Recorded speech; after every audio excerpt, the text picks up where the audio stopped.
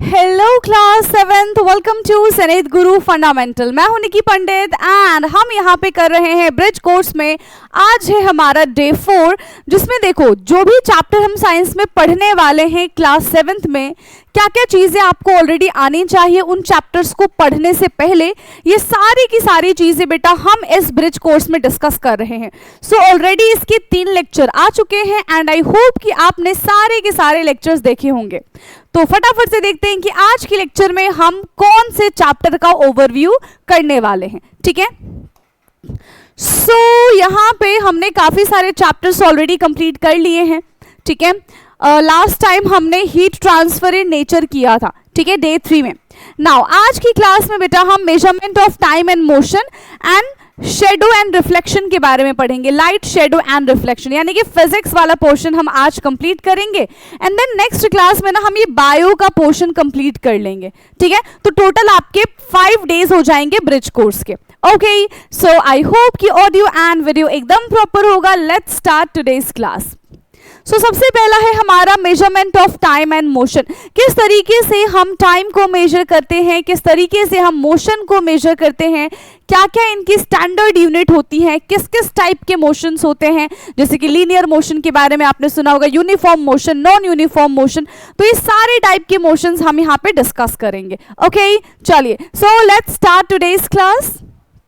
And सबसे पहला यहाँ पे हमारे पास है मेजरमेंट ऑफ टाइम। ठीक है, टाइम को हम किस तरीके से मेजर करते हैं बेटा? यस, टाइम को हम किस तरीके से मेजर करते हैं? देखो, एंशिएंट टाइम की अगर हम बात करें तो हमारे पास ना घड़ियां नहीं हुआ करती थी। आज के टाइम पे हमारे पास स्मार्ट वॉच है, क्लॉक वॉच है ना। तो बहुत सारे clock watch, not clock watch, it's wall clock, है ना। तो बहुत सारे अलग अलग टाइप की हमारे पास क्लॉक्स हैं, ठीक है, वॉचेज हैं, है ना। हमारे पास स्टॉप वॉचेस भी आ गए जो बहुत एक्यूरेट टाइम बताते हैं। ठीक है, एटॉमिक वॉचेस के बारे में आपने सुना होगा, क्वार्ट्स वॉचेस के बारे में आपने सुना होगा। तो ये अब तक का इन्वेंशन है, लेकिन पहले के टाइम पे हमारे पास ये इनमें से कुछ भी चीज़ें नहीं हुआ करती थी। तो क्या पहले के लोग टाइम नहीं देखते थे? क्या उनको ऐसी नहीं होती थी कि यार कितने बज रहे होंगे, अभी कितना टाइम हो रहा होगा? उनको भी तो ऐसा कुछ फील होता होगा ना, जैसे आपको होता है, हर 5-5 मिनट में फ़ोन देखते हो कि कितना बज गया, इतना बज गया। करना कुछ नहीं, लेकिन फ़ोन ज़रूर देखेंगे हम लोग, है ना, कि ओ 2 बज गए हैं, ओहो अच्छा 4 बज गए हैं, कहाँ टाइम चला जाता है पता ही नहीं चलता, है ना। तो पहले के लोग भी किस तरीके से टाइम देखते थे, इसके बारे में बात करेंगे हम। पहले तो भाई बिल्कुल नेचुरल हुआ करती थी सारी की सारी चीज़ें। सनराइज एंड सनसेट से वो पूरा का पूरा दिन पता कर लेते थे। ठीक है, मून के फेजेस से वो मंथ पता कर लेते थे एंड सीजन के चेंज होने से पूरा का पूरा साल पता कर लेते थे। आज के टाइम पे हमारे पास कैलेंडर्स वगैरह हैं, पहले के टाइम पे हमारे पास ये सब कुछ भी नहीं हुआ करता था। ठीक है, so the cycle led to the invention of the calendar. तो इन्हीं सब की वजह से, sunrise, sunset, phases of moon, seasons, इन सब की वजह से आज की डेट में हमने क्या बना दिया है, हमने एक कैलेंडर बना दिया है। तो इतने झंझट वाली हमको चीज़ होती नहीं है ना। कैलेंडर देखो, आज इतनी तारीख है, और अभी तो देखो आपको पता है कि फ़ोन में हम सारी की सारी चीज़ें कैलकुलेट कर लेते हैं। वेदर फॉरकास्ट ये है, आज बारिश होगी, आज धूप होगी, आज इतना टेम्परेचर होगा, सारी चीज़ें हम फ़ोन से ही कैलकुलेट कर लेते हैं, देख लेते हैं। ठीक है, बट पहले के टाइम पे इस तरीके से हुआ करता था। अगर हम एंशिएंट टाइम के क्लॉक्स के बारे में बात करें तो सनडाइल के बारे में आपने सुना होगा। ठीक है, जो सन की शेडो से बनता था। फिर है water clock, flow of water से, hour glass, flow of sand, जैसे कि यहाँ पे है candle clock, burning of candle. ठीक है, एक निशान लगा दिया जाता था कि मतलब इतने पर पहुंचने के बाद कैंडल अपने आप बुझ जाएगी, 1 घंटे बाद, 2 घंटे बाद। तो इस तरीके से ये सारी की सारी चीज़ें से हम टाइम को कैलकुलेट करते थे। बट ये इतना एक्यूरेट टाइम नहीं था, है ना। मान लो कि ये पूरा का पूरा रेत जो है नीचे गिर गया, अब हम बैठ के देखते थोड़ी रहेंगे, अच्छा इतनी देर में ये नीचे गिर गया।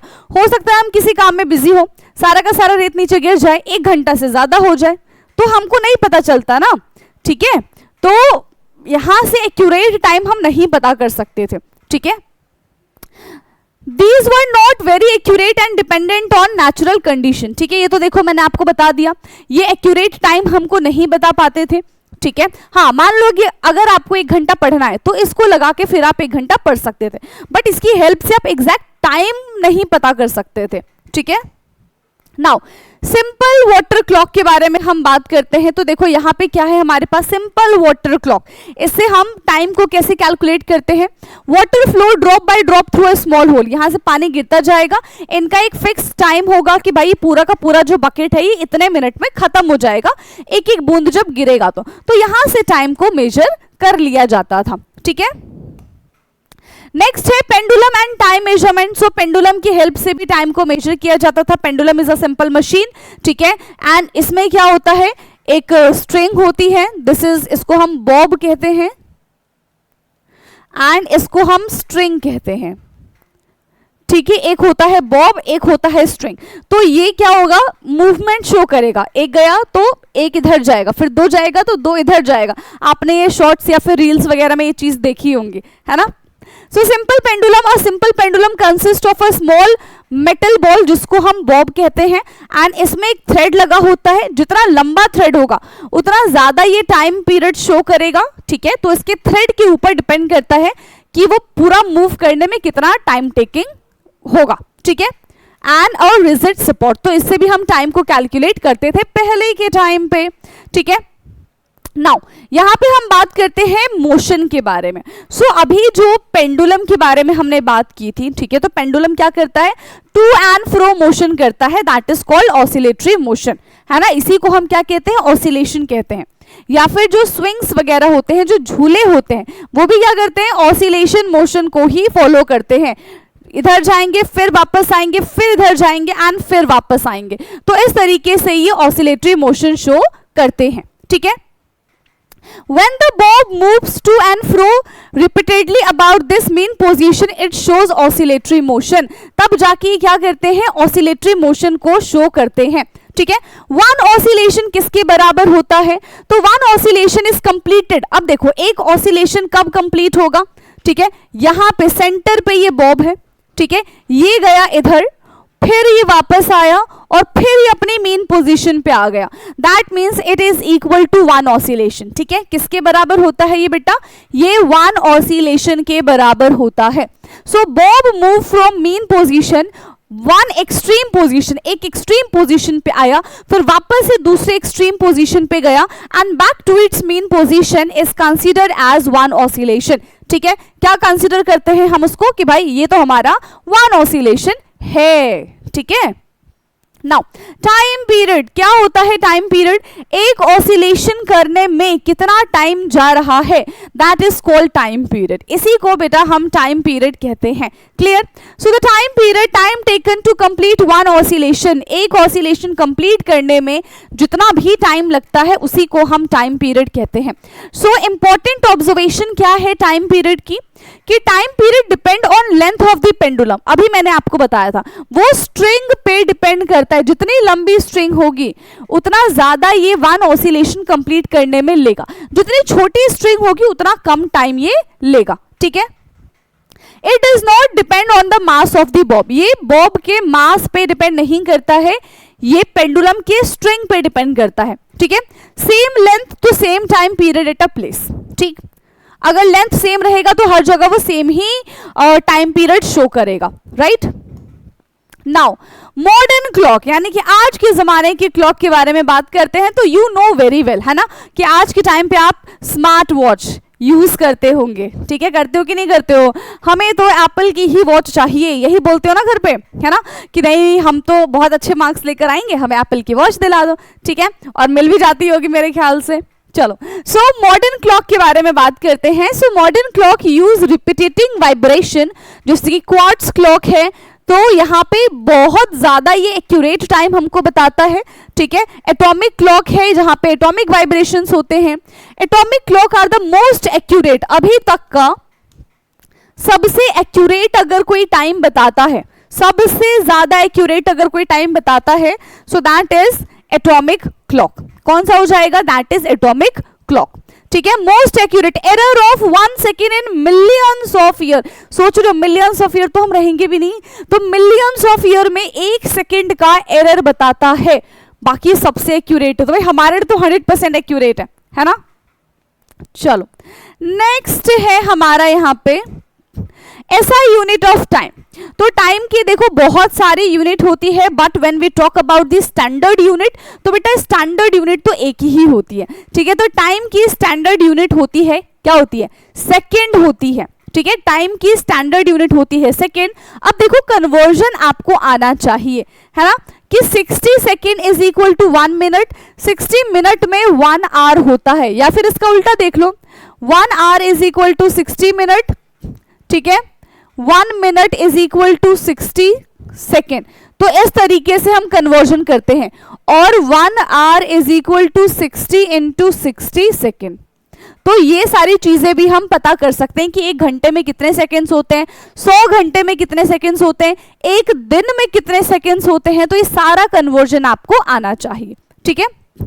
सेकंड को हम एस से रिप्रेजेंट करते हैं, मिनट को MIN से, और आर को HR से नहीं करेंगे, HR नहीं होता है, खाली H होता है R के लिए। आप बहुत बार ऐसे लिख देते हो ना कि 8 आवर, है ना, so this is incorrect way to represent R, ठीक है। सिर्फ आपको यहाँ पे H लिखना है, वही आपका करेक्ट हो जाएगा, ठीक है। So always written in lower case without full stop, ठीक है, हमेशा इसको शॉर्ट में लिखना होता है, और आर के बाद ऐसे फुल स्टॉप, मिनट के बाद ऐसे फुल स्टॉप, सेकंड के बाद ऐसे फुल स्टॉप नहीं लगाना होता है, ठीक है। ये नहीं कि जाके लगा दो, नहीं लगाना होता है, ठीक।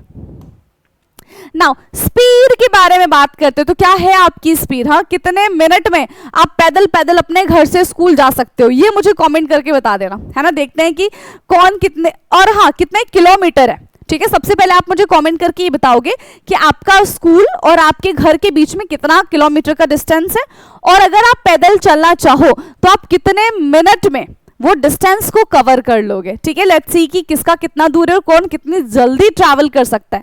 ये नहीं कि कार से जा रहे हो, बस से जा रहे हो, पैदल पैदल, है ना। चलो, सो स्पीड क्या होता है, speed is the distance covered by an object in unit time. Given जो भी हमारे पास डिस्टेंस है, ठीक है, उस डिस्टेंस को कवर करने के लिए कितना टाइम लगा रहा है, ठीक है, उतने एरिया को कवर करने के लिए कितना टाइम लगा रहा है, उसी को हम कहते हैं speed. And the formula for speed is equal to, क्या होता है, speed is equal to distance upon time. Distance क्या ऐसा यूनिट होता है, ठीक है, यहाँ पे किलोमीटर, और टाइम का यहाँ पे क्या हो जाएगा, मीटर में भी कर सकते हैं, ठीक है, किलोमीटर के साथ आर आता है, और यहाँ पे दूसरा क्या हो जाएगा, मीटर के साथ सेकेंड आ जाएगा। तो ये 2 यूनिट का हम इस्तेमाल करते हैं। बाकी यहाँ पे हम कन्वर्जन्स भी कर सकते हैं। हो सकता है कि क्वेश्चन आपको किलोमीटर में दिया गया हो, आंसर आपसे मीटर में पूछ लिया जाए, तो आपको कन्वर्जन भी आना चाहिए, एंड इसका रिवर्स भी हो सकता है, ठीक है। So speed is equal to total distance covered upon total time taken. कितना डिस्टेंस कवर कर रहे हैं कितने टाइम में, उसी को हम स्पीड कहते हैं। नाउ ब्लर हो गया, यूनिट ऑफ स्पीड क्या होता है बेटा, यस, यूनिट ऑफ स्पीड क्या होता है, मीटर पर सेकेंड या फिर kilometre per hour, I already told you, ठीक है। तो यही चीज यहां पे मेंशन है। नाउ एग्जाम्पल्स, ठीक है, बाइसाइकिल की स्पीड, ट्रेन की स्पीड, कार की स्पीड, है ना, याच की स्पीड, ठीक है। तो बहुत सारी चीजें जो है, व्हीकल्स जो है चलते हैं, आपकी स्पीड कितनी है। So these all are the examples of the speed, ठीक है। So in daily life we usually calculate average speed. हम क्या कैलकुलेट करते हैं, एवरेज स्पीड को कैलकुलेट करते हैं। अब देखो कभी कभी ऐसा हो सकता है ना, मान लो आप ड्राइव ही कर रहे हो, ठीक है, खैर आप तो नहीं कर सकते हो, आपके पेरेंट्स ड्राइव कर रहे हैं, ठीक है, ओके। तो हो सकता है कि कभी वो 100 की स्पीड से चले, कभी वो 80 की स्पीड से चले, कहीं बहुत भीड़ भाड़ वाली जगह है तो वो 20-30 की स्पीड से भी चल सकते हैं, है ना। तो इन सबको जब हम कैलकुलेट करेंगे तो हमारे पास एक एवरेज स्पीड निकल कर आ जाएगा, ठीक है। तो इसी को हम एवरेज स्पीड कहते हैं, ठीक है बेटा। नाउ नेक्स्ट चैप्टर है अब यहाँ पे हमारा लाइट, शेडो एंड रिफ्लेक्शन। तो यहाँ पे हम लाइट के बारे में जानेंगे, लाइट की हेल्प से, मतलब शेडो वाला पोर्शन तो बेसिकली हम जब चैप्टर पढ़ेंगे तभी इतना अच्छे से कर पाएंगे, ठीक है। तो रिफ्लेक्शन के बारे में जानेंगे, किस तरीके से रिफ्लेक्शन होता है, क्या क्या लॉज है रिफ्लेक्शन के, इन सब चीजों के बारे में हम इस चैप्टर में जानेंगे, ठीक है। चलिए सबसे पहले तो सोर्स ऑफ लाइट के बारे में बात करते हैं। देखो लाइट, जो भी ऑब्जेक्ट लाइट प्रोड्यूस करता है उसको हम ल्यूमिनस ऑब्जेक्ट कहते हैं, एंड जो ऑब्जेक्ट लाइट प्रोड्यूस नहीं कर पाता है उसको हम नॉन ल्यूमिनस ऑब्जेक्ट कहते हैं। इतनी बात क्लियर है? जो लाइट प्रोड्यूस करता है उसको ल्यूमिनस बोलेंगे, जो लाइट प्रोड्यूस नहीं करेगा उसको हम नॉन ल्यूमिनस बोलेंगे। ठीक है? So object that emit their own light, ऐसे ऑब्जेक्ट जो अपनी खुद की लाइट को एमिट करते हैं उनको हमने क्या नाम दे दिया? उनको हमने ल्यूमिनस नाम दे दिया। फॉर एग्जाम्पल सन, सन के पास खुद की लाइट होती है, स्टार के पास खुद की लाइट होती है, बिजली जो कड़कती है, लाइटनिंग जो होती है उसके पास खुद की लाइट होती है, आग के पास, फायर के पास खुद की लाइट होती है। फायर फ्लाइज कौन होते हैं? जुगनू। देख रहे हो इधर कितने सुंदर सुंदर जुगनू दिख रहे होंगे इसमें पिक्चर में। तो जो जुगनू होते हैं उनके पास भी खुद की लाइट प्रेजेंट होती है। हमारे घरों में जो बल्ब वगैरह लगे होते हैं, एलईडी लैंप्स वगैरह लगे होते हैं, उनकी भी खुद की अपनी एक लाइट होती है। तो ये सारे के सारे जो ऑब्जेक्ट हैं वो किस में आ जाएंगे? ल्यूमिनस ऑब्जेक्ट की कैटेगरी में आ जाएंगे। ठीक है बेटा, चलिए नेक्स्ट हम बात करते हैं नॉन ल्यूमिनस ऑब्जेक्ट के बारे में। तो अभी मैंने आपको बताया कि नॉन ल्यूमिनस ऑब्जेक्ट वो ऑब्जेक्ट होते हैं जिनके पास खुद की लाइट नहीं होती है, जो किसी दूसरे की लाइट की वजह से दिखते हैं, that is called non luminous object. Okay, जैसे कि मून है, प्लैनेट्स है, टेबल है, बुक है, मिरर है। तो the moon does not produce its own light, it reflect from sunlight. ठीक है, ये सन की रेज से हमको रिफ्लेक्ट होते हुए नजर आते हैं, इनके पास अपनी कोई लाइट प्रेजेंट नहीं होती। That's why they considered as non luminous object. Okay, now does light travel in a straight line? Yes, ये क्वेश्चन है। क्या लाइट हमेशा स्ट्रेट लाइन में ही ट्रैवल करती है? Answer is yes, 110% correct. ठीक है, हमेशा light follow the rectilinear path. ठीक है, लाइट हमेशा रेक्टिलिनियर पाथ को फॉलो करती है, एक बिल्कुल स्ट्रेट लाइन को ही फॉलो करती है, एंड इसके लिए वेरियस एक्टिविटीज आपको अपने बुक में देखने के लिए मिल जाएगा। ठीक है, सो आपकी बुक का एक्टिविटी 11.1 में एक मैथस्टिक एक्सपेरिमेंट है लाइक दिस, कि हमने 2-3 मैथस्टिक के डब्बे ले लिए हैं। ठीक है, और इसमें एक बिल्कुल बराबर बराबर से सब में होल कर दिया। ठीक है, अब अगर यहां से हम टॉर्च जलाते हैं तो इतना देखो पॉइंटेड हमको लाइट दिखेगी, दैट मीन्स लाइट ने सीधा ट्रैवल किया है। ठीक है, सेम यहां पे देखो, अगर हमें सिलेंड्रिकल रॉड से, ठीक है, इसको देखने की कोशिश करेंगे तो हमको दिख जाएगा, लेकिन वहीं अगर हमने इसकी रॉड को थोड़ा सा भी टिल्ट कर दिया, मोड़ दिया इस तरीके से, तो हमको ऑब्जेक्ट नजर नहीं आएगा। सो दैट शोज कि हाँ, लाइट जो है वो हमेशा स्ट्रेट लाइन को ही फॉलो करती है। ठीक है, transparent, translucent and opaque object क्या होता है? सो ट्रांसपेरेंट वो ऑब्जेक्ट होते हैं जिसके आर पार पूरी की पूरी लाइट पास हो जाती है, दैट इज कॉल्ड ट्रांसपेरेंट। इसी वजह से हमें उसके आर पार की चीजें नजर आती हैं। ठीक है, क्योंकि लाइट पूरी की पूरी पास हो गई है ना। ट्रांसलूसेंट में क्या होता है कि पार्शियल लाइट पास होती है, इस वजह से हमको पार्शियली नजर आता है, मतलब धुंधला धुंधला नजर आता है। लेकिन अगर जो हमारे पास ओपेक ऑब्जेक्ट होता है तो वो पूरी की पूरी लाइट को ब्लॉक कर देता है, जिसकी वजह से उसके आर पार हमको बिल्कुल भी दिखाई नहीं देता। एंड जो भी आपको शेडोज नजर आते हैं ना, वो उन ओपेक ऑब्जेक्ट के ही आते हैं जो लाइट को ब्लॉक करेगा। ठीक है, जो लाइट को ब्लॉक करेगा वही शेडो बना पाएगा, एंड दैट ब्लॉक्ड लाइट जो ब्लैक पैचेस में नजर आते हैं उसी को बेटा हम शेडो कहते हैं। ठीक है, so transparent material allow light to pass completely, पूरी तरीके से लाइट को वो पास कर देता है। ठीक है, एग्जाम्पल है clear glass, clean water, air, these are the examples of the transparent. ठीक है, नाउ ट्रांसपेरेंट के बाद हम बात करते हैं ट्रांसलूसेंट मटेरियल के बारे में, जो कि पार्शियली लाइट को पास कर देते हैं, है ना। एंड उनके पीछे भी, मतलब अगर आप ट्रांसलूसेंट मटेरियल के पीछे खड़े होकर देखो तो आपको धुंधली धुंधली चीजें नजर आ जाएंगी। ठीक है, allow light to pass partially, example है tracing paper, frosted glass and thin cloth. ठीक है, अब हम बात करते हैं ओपेक मटेरियल के बारे में। तो ओपेक मटेरियल बिल्कुल भी लाइट को पास नहीं करता है, याद रखिएगा। ठीक है, ओपेक मटेरियल बिल्कुल भी लाइट को पास नहीं करता। वी आर ओपेक, ठीक है, हमारे पीछे से लाइट नहीं चली जाएगी, ऐसे मैं टॉर्च जलाऊंगी हमसे पार होके लाइट पीछे चली जाएगी, तो ये नहीं होने वाला है, ठीक है। So do not allow light to pass, example wood है, कार्डबोर्ड, स्टोन है, मेटल है, these are the examples of the opaque material. So classification depends on how much light pass through it. तो इनका क्लासिफिकेशन कैसे हुआ कि वो कितने लाइट को अलाउ कर रही हैं कि उनके थ्रू वो पास हो सके, ठीक है। नाउ रिफ्लेक्शन ऑफ लाइट, तो देखो जितनी भी चीजें हमको नजर आती है, जितनी भी चीजें हमको दिख रही हैं, ये किसकी वजह से दिख रही हैं बेटा? रिफ्लेक्शन की वजह से हम देख पा रहे हैं। आप फोन में मुझे देख पा रहे हो ड्यू टू रिफ्लेक्शन, ठीक है। आप मिरर में खुद को देख पाते हो, अंधेरे में देख लेते हो क्या? नहीं देख पाते, है ना, लेकिन उजाले में आप अपने आप को देख लेते हो। किसकी वजह से? रिफ्लेक्शन की वजह से, ठीक है। बाउंस बैक ऑफ लाइट की वजह से आप चीजें देख पाते हैं, ठीक। So now the question is कि व्हाट इज रिफ्लेक्शन? क्या होता है बेटा reflection? So the change in direction of light when it strike the shiny surface is called reflection. जब इस शाइनी सरफेस पे, ठीक है, यहाँ पे आपको शाइनी सरफेस दिख रहा है, इस पे लाइट आई, इससे टकराई और वापस से बाउंस बैक हो गई, वापस से चली गई, तो ये जिसने जो लाइट रिफ्लेक्ट किया, अब ये जहां पे भी जाएगी, जिसकी आंखों में भी जाएगी, उसको ये चीज बिल्कुल अच्छे से नजर आ जाएगी। तो ये रिफ्लेक्शन का काम होता है, हमें चीजें दिखाने का काम होता है रिफ्लेक्शन का, ठीक। एग्जाम्पल है मिरर, पॉलिश्ड स्टील प्लेट। जब नए नए बर्तन आते हैं तो उसमें अपनी शक्ल देखोगे तो शक्ल दिखेगी ना, पानी में भी आपको अपनी शक्ल नजर आएगी, ठीक है। जैसे तालाब है, कुआं है, उसमें हम ऐसे झांक के देखते हैं ना तो अपनी शक्ल नजर आती है। क्यों? क्योंकि वो एक प्लेन सरफेस है। एंड स्क्रीन पे, पानी पे हमेशा हमारी रियल इमेज बनती है, ना कि वर्चुअल इमेज बनती है, ठीक है। मिरर में हमारी हमेशा वर्चुअल इमेज बनती है, ओके।